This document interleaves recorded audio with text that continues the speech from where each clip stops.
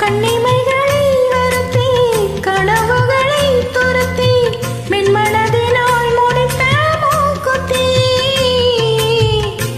உயிரிலே ஒருத்தி கண்டபடி என்னை துரத்தி அப்பனவள் வாங்கி கொண்ட மூக்குத்தி